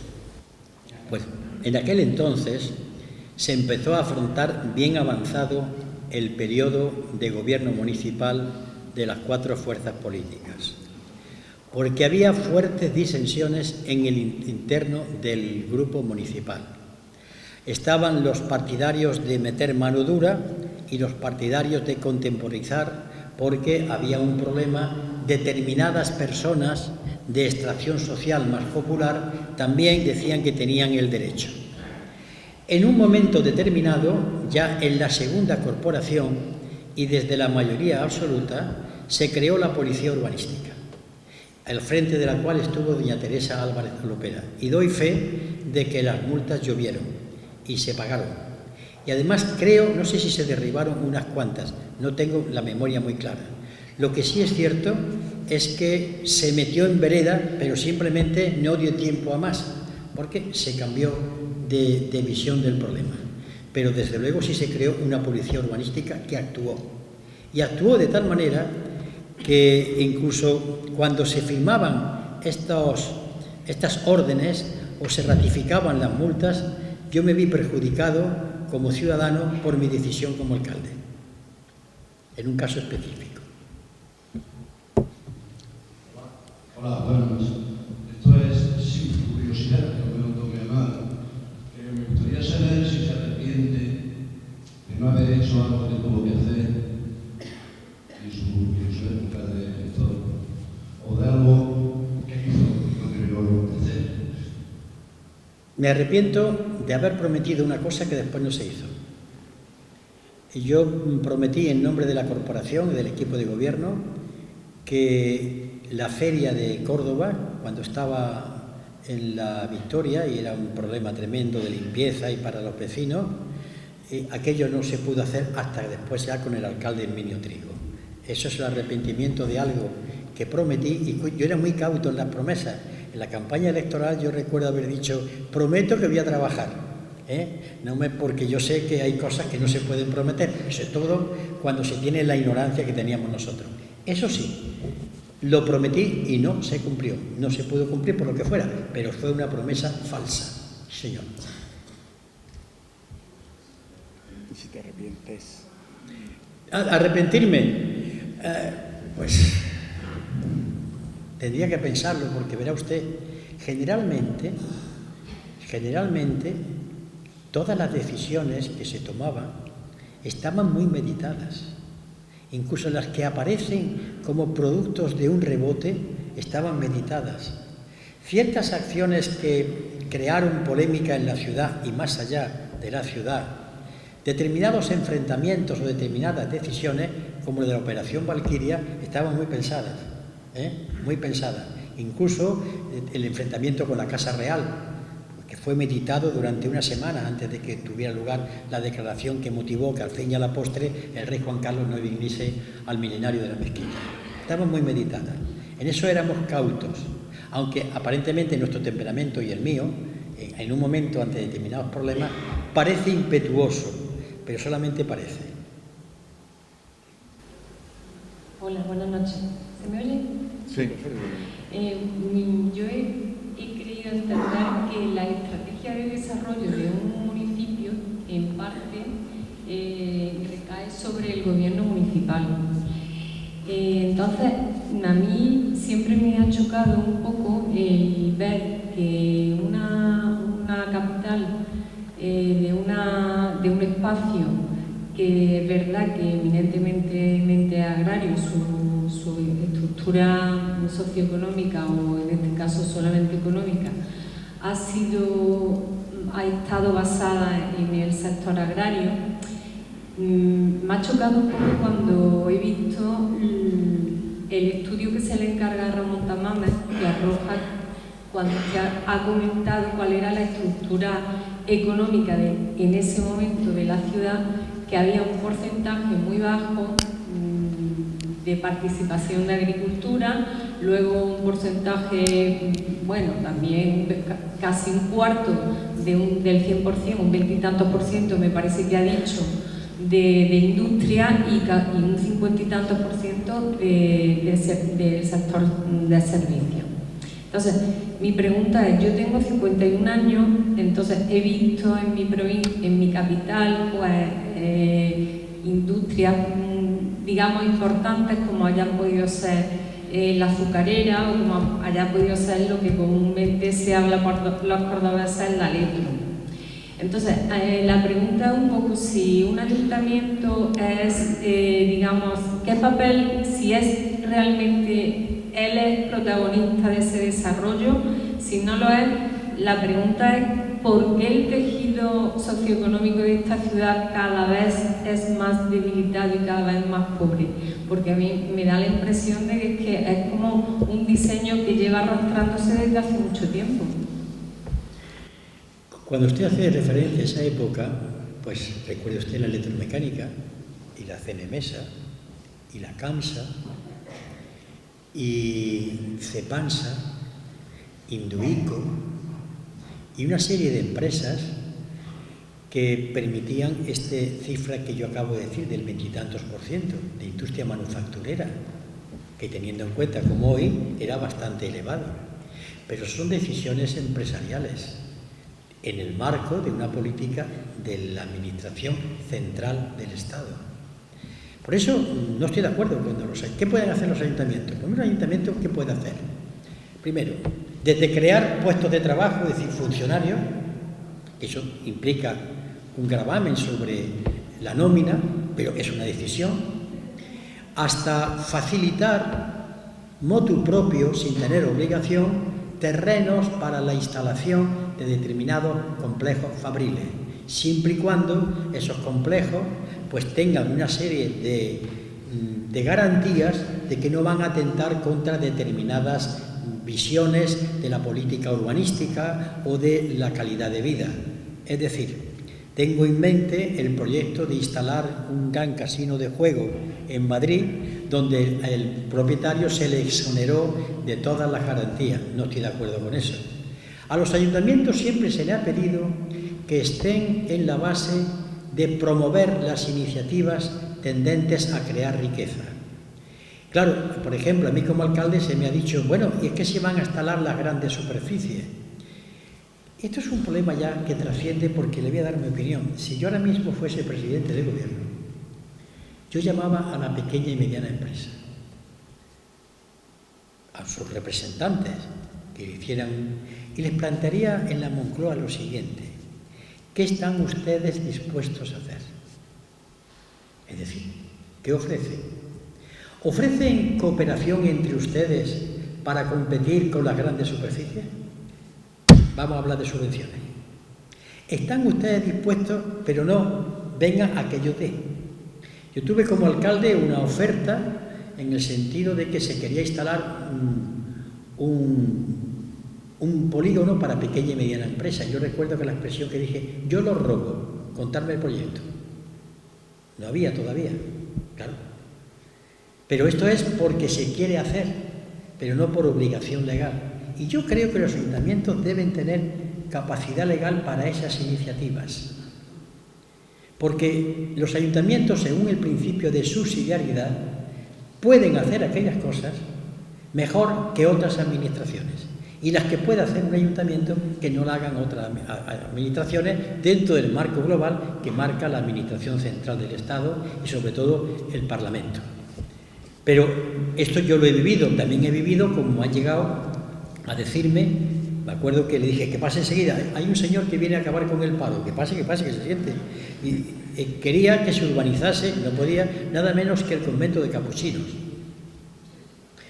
Hay una anécdota que es realidad, según me han contado los hijos de don José Rebollo Dicenta, que fue el arquitecto municipal, con el cual me llevé muy bien, que vino un equipo de constructores de Madrid con la idea de casi mineralizar toda la parte de la sierra que vemos, desde la ermita acá, y presentó un proyecto al Ayuntamiento de Córdoba que presidió entonces don Antonio Alarcón Costán.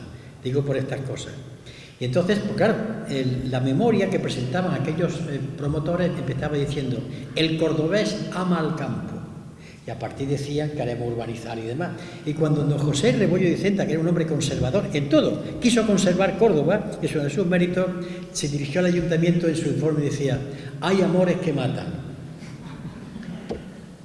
Entonces, en la medida en que se ha podido y dentro de las competencias, ¿qué hemos hecho? Crear puestos de trabajo, eso sí. Y sobre eso hay que afrontar un problema que está aleteando sobre nosotros. ¿Qué pueden hacer las administraciones ahora? Pues para mí los yacimientos de empleo en estos momentos están en la educación, en la sanidad y en el medio ambiente. Cuando digo educación, hablo de profesores, hablo de funcionarios, hablo de muchas cosas. Y cuando digo sanidad, no solamente hablo de médicos, sino de cuidadores de la atención social, etcétera, etcétera. Y cuando hablo de medio ambiente, pues hablo del cuidado del campo, quitar las hierbas para que no haya incendios, ver los recursos hídricos, la repoblación forestal. Pero eso tiene un problema, que para mí no lo es, como pienso, que es que esos son dinero de funcionarios de los presupuestos generales del Estado. Pero claro, yo confieso en eso que soy estatalista. Pero vamos, no es ningún secreto que yo sea así. Así que le he contestado en la medida en que las competencias municipales no dan para eso. Y lo que puede hacer es favorecer, tal como estoy diciendo, dar terreno, crear, siempre y cuando haya una propuesta seria y firme. Bien, la última pregunta. Sí.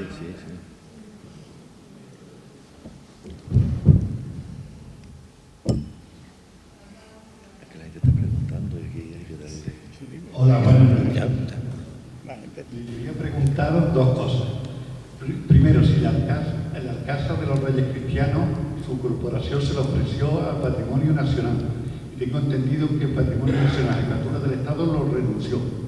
No le interesó. Y otra cosa, si el silo, al actual silo que hay ahí en Olivo Borracho, se podría utilizar para otra cosa del ayuntamiento, para otros fines, como otros tantos edificios que tiene la ciudad.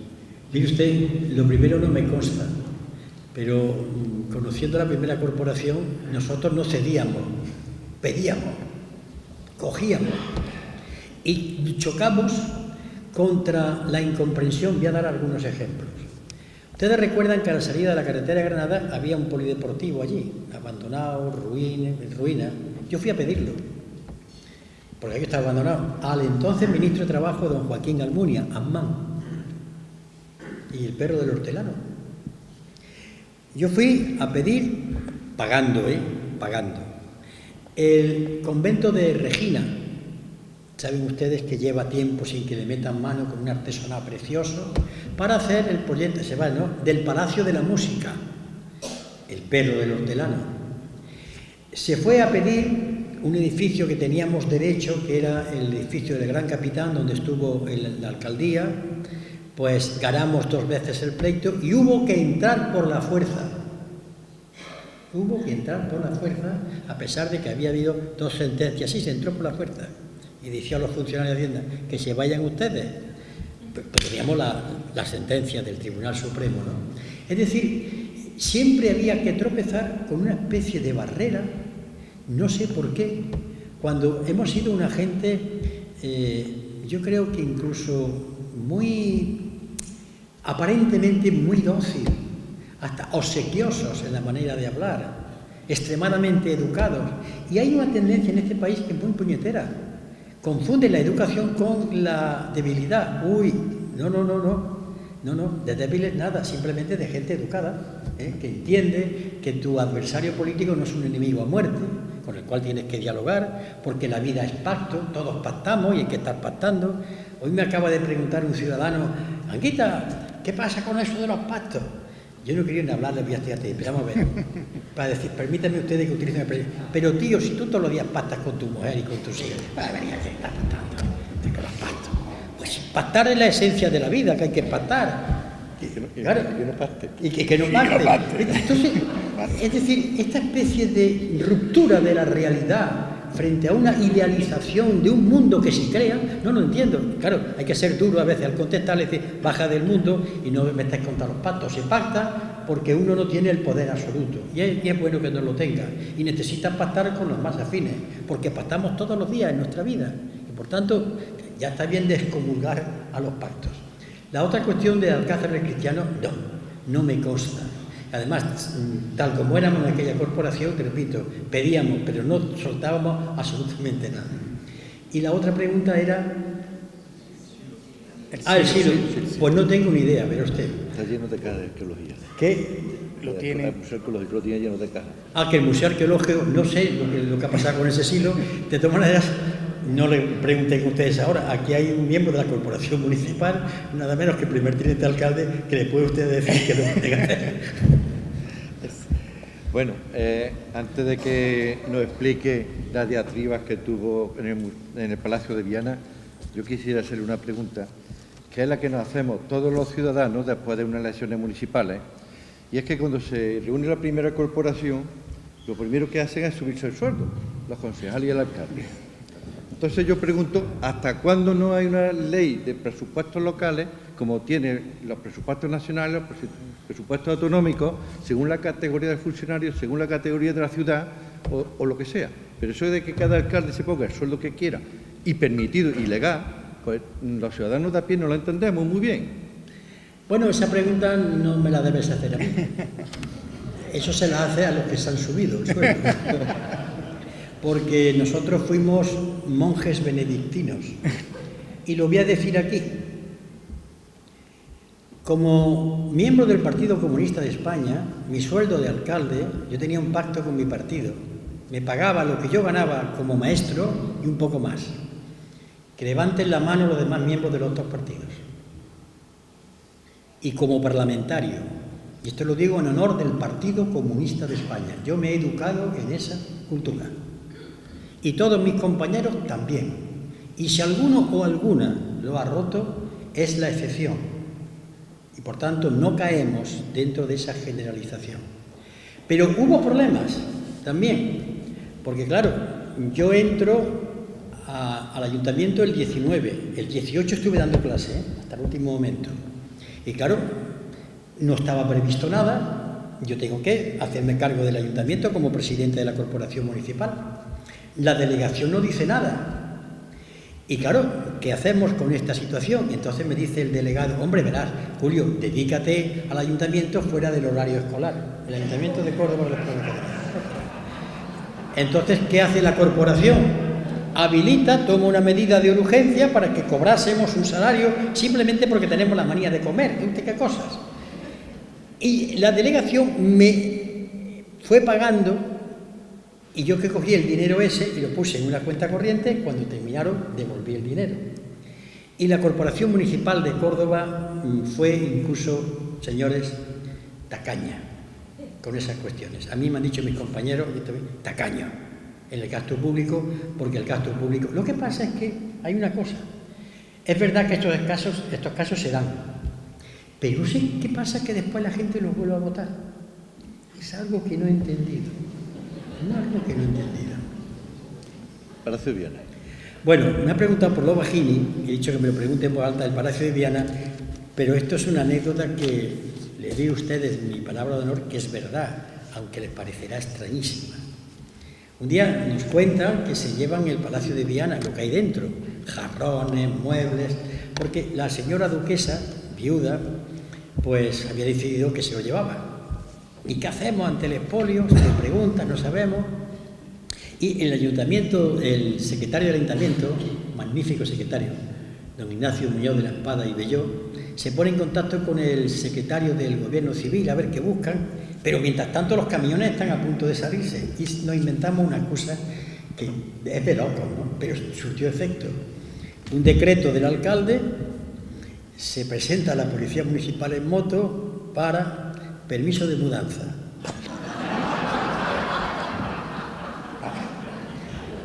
Pero aquello coló, se paran los camiones, se baja, y en ese interín, porque si ellos hubiesen consultado, bueno, hubiese caído, en ese interín, tanto el secretario del Ayuntamiento de Córdoba como el del Gobierno Civil encontraron una ley de la República que estaba en vigor y que hablaba de que el patrimonio, y entonces inmediatamente se procedió ya a los mecanismos legales. Pero yo les decía, permiso de mudanza, esto parece de choteo, pues les doy a ustedes mi palabra de honor que fue así. Ahí está Bueno, la visita, malo. la visita al Palacio. La visita al Palacio de Viana que hiciste. Hombre, el Palacio de Viana hoy, claro, una vez que se consiguió aquello parar con la ley en concreto, después vino el segundo problema, ¿qué hacemos? Y esto lo voy a decir a mis compañeros de la UCD con los que me llevé muy bien, realmente. No teníamos ni un duro, pero vamos, ni un duro. Entonces aprobamos una moción solemnemente en el Pleno diciendo el Ayuntamiento de Córdoba está dispuesto a hacerse cargo del Palacio de Viana. Era un poco de farol, pero surtió su efecto. La rivalidad política, porque la casa municipal era del PC, aunque gobernaba con otro, y la otra casa era de la UCD, el presidente también, don Diego Romero Marín, empezó a funcionar eso y la caja de ahorros, méjense los comunistas y demás, nosotros, magnífico. Y entonces ellos se hicieron cargo, se fue el patronato, la caja de ahorros, con aquel farol conseguimos que aquello, que lo tienen otros, me da igual, eso ya del pueblo de Córdoba. No crean ustedes, a veces en la política, incluso en la política de Estado, estas cosas son así, no siempre afortunadamente, no siempre, pero de vez en cuando hay gestos, datos, historias que no parece que sean verdad, pero sí, están ahí, constituyen un poco la pimienta y la sal de la vida política.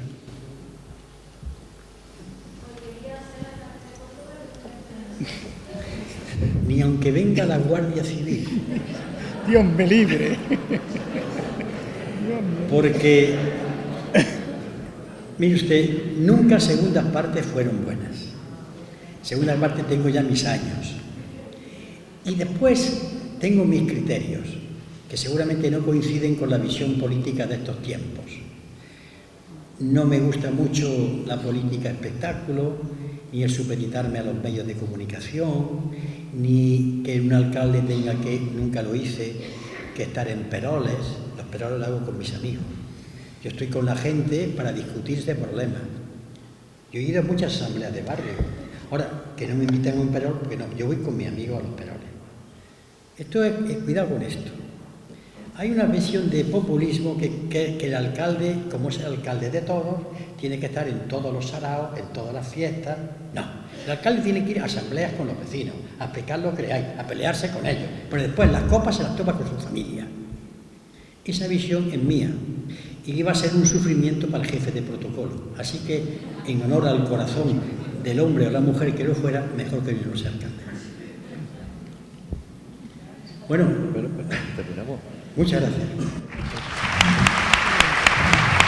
Tengo ahí una foto contigo con esa